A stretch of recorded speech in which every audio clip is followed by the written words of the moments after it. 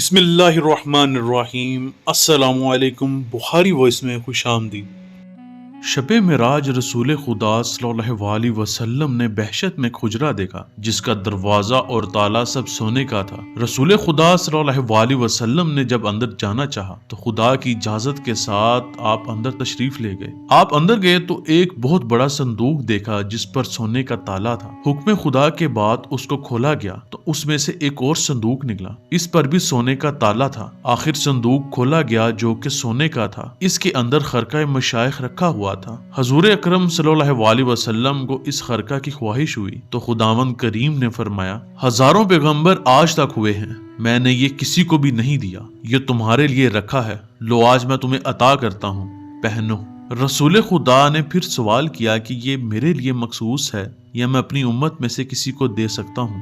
خداوند کریم نے فرمایا، میں تمہیں ایک سوال بتا دیتا ہوں اور اس کا جواب بھی، جو بھی میرے اس سوال کا جواب میرے جواب کے مطابق دے اس کو یہ خرقہ عطا کر دینا۔ جب آپ زمین پر تشریف لائے تو سب سے پہلے آپ نے حضرت ابو بکر کو تمام حالات بتائے اور فرمایا، اگر میں تمہیں خرقہ عطا کروں تو تم کیا کرو گے؟ حضرت ابو بکر نے جواب دیا، صدق اور سچائی اختیار کروں گا۔ رسول خدا صلی اللہ علیہ وسلم نے فرمایا، جاؤ اپنی جگہ بیٹھ جاؤ۔ پھر حضرت عمر سے فرمایا، اگر میں تمہیں یہ خرقہ عطا کروں تو تم کیا کرو گے؟ حضرت عمر نے جواب دیا، عدل و انصاف اختیار کروں گا۔ یہی سوال حضرت عثمان سے کیا گیا، آپ نے جواب دیا، میں عبادت، حیا و شرم قبول کروں گا۔ رسول خدا صلی اللہ علیہ وسلم نے جواب سن کر فرمایا، اپنی جگہ بیٹھ جاؤ۔ اس کے بعد امام علی سے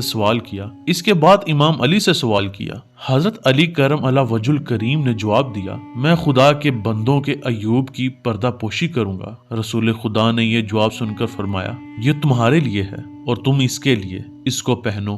یہی خرقہ مشائخ پیغمبر اعظم سے حضرت علی کرم اللہ وجہ الکریم کو اور ان سے ان کے سلسلہ کے مشائخ کو پہنچا۔ اسی لیے اولیاء کے سردار حضرت علی کرم اللہ وجہ الکریم ہیں۔ اسی لیے آج تک جتنے بھی سلسلے اولیاء کرام کے ہیں ان سب کا سلسلہ نسب حضرت علی کرم اللہ وجہ الکریم سے ملتا ہے، جیسے قادری، قلندری، چشتی وغیرہ۔ اس واقعے کو ایک حدیث بھی تقویت دیتی ہے جس میں آپ نے اپنے آخری خطبے میں مقام غدیر پر فرمایا تھا، جس کا میں مولا، علی اس کا مولا۔ اسی اعلان کے بعد حضرت ابو بکر، حضرت عمر، حضرت عثمان اور باقی دیگر صحابہ نے نہ صرف آپ کو مبارک دی بلکہ آپ کے ہاتھوں پر بیعت بھی کی۔ اللہ مجھے اور آپ کو آسانیاں عطا کرے اور آسانیاں تقسیم کرنے کی توفیق عطا فرمائے، آمین۔